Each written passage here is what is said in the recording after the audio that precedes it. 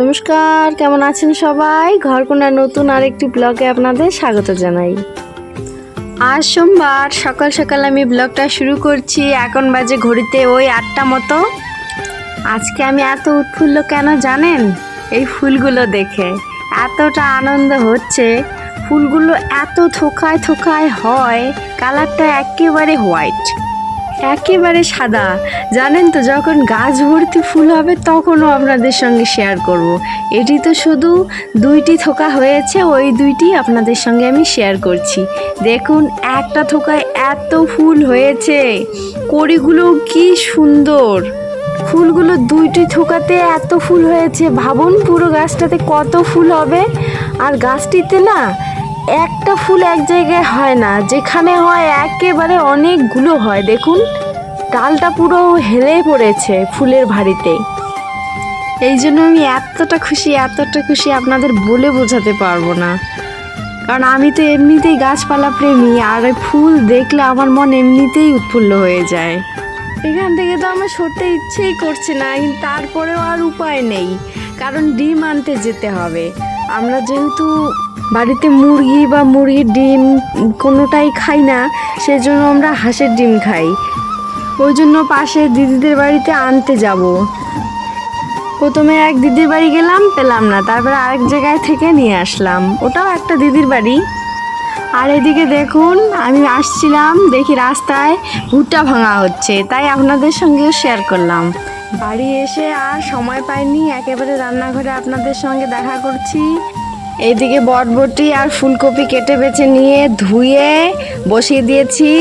এখন এতে দেব একটু পরিমাণ মতো নুন আর হলুদ।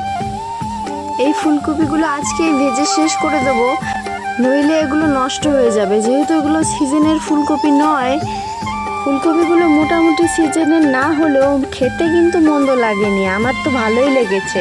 বাবাও বললো খেতে ভালোই হয়েছে, আবার নিয়ে আসবো। ফুলকপি তো আমি নামিয়ে নিয়েছি, এদিকে বসিয়ে দিয়েছি ডিমের কষা। আজকে তো আর কোনো ডাল করব না, তাই জন্য খুব একটা কষা কষা করব না, একটু ঝোল ঝোল মতোই রাখবো। আমরা এই আলুগুলোই বেশিরভাগ সময় খেয়ে থাকি, বড় আলুগুলো খুব একটা খাই না। বড় আলু খেলে লাল আলুটা খাই, সাদাটা খুব একটা খাই না।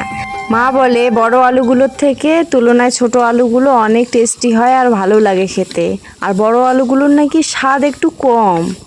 এই জন্য আমরা সবসময় এই আলুগুলোই খেয়ে থাকি, ওই আলুগুলো খুব একটা খাই না। আপনারা আমার ভিডিওতে হয়তো দেখেছেন, আমি যতগুলো ভিডিও করেছি বেশিরভাগ এই আলুগুলোই আমি রান্না করেছি, সাদা আলু খুব একটা রান্না করিনি। আলুগুলো আমি আগে থেকে সেদ্ধ করে রেখেছিলাম। প্রথমে আমি আগে থেকে কুচিয়ে রাখা পেঁয়াজ ওগুলো দিয়েছি, ওগুলো ভেজে নিয়ে তারপরে সেদ্ধ করে রাখা আলু ওগুলো ভেজে নিয়েছি। তারপরে দিয়েছিলাম পরিমাণ মতো একটু নুন, হলুদ, আর পরিমাণ মতো দিয়েছি মশলা। মশলার মধ্যে আমি ব্যবহার করেছি আদা বাটা, জিরে বাটা, আর দিয়েছি সামান্য পরিমাণে লঙ্কা বাটা। মশলাগুলো আমি ভালো করে ভেজে নিয়েছি, তারপরে দিয়েছি পরিমাণ মতো জল, আর শেষে দিয়েছি সামান্য পরিমাণে একটু গরম মশলা। দেখুন একটিবার কি সুন্দর কালার এসছে, দেখেই এতটা লোভনীয় লাগছে কি বলি। আজকে আর খুব বেশি একটা পদ করছি না, ফুলকপি আর বটবটিটা শুধু ভাজা আর এই ডিমের রসাটা করেছি। আর শেষে আমি একটু শাক করেছিলাম, ওইটি আর আমি আপনাদের সঙ্গে শেয়ার করতে পারিনি, কারণ শাকটা তো পরে নিয়ে এসেছিল মা। তারপরে আমরা খাওয়া দাওয়া করে, এটি হলো সন্ধ্যের দিকের ভিডিও।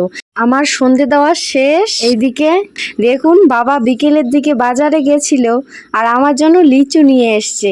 দেখুন কি সুন্দর লিচু হয়েছে, একটা জেঠু নিয়ে এসেছিল বাজারে, ওনার থেকেই নিয়েছে। টেস্ট করে দেখলাম একটু টক নেই, খুবই মিষ্টি। লিচু খেতে খেতে এদিকে দেখি মা বসিয়েছে ঘুগনি। আজকে খাওয়া হবে লুচি আর ঘুগনি। আমার সেদিনের ঘুগনির তুলনায় আজকে মায়ের ঘুগনিটা বেশি ভালো হয়েছে। দেখুন এদিকে আটাটা ময়াম দিয়ে রাখা হয়েছে, আর এদিকে মা বেলে দিচ্ছে আর আমি ভাজছি। আর আমার ভাজা মানে তো জানেন, একটা ফুলবে আর একটা ফুলবে না। যখনই আমি ক্যামেরাটা অন করি, কি জানি আমার সঙ্গে কি শত্রুতা, তখনই ফোলে না।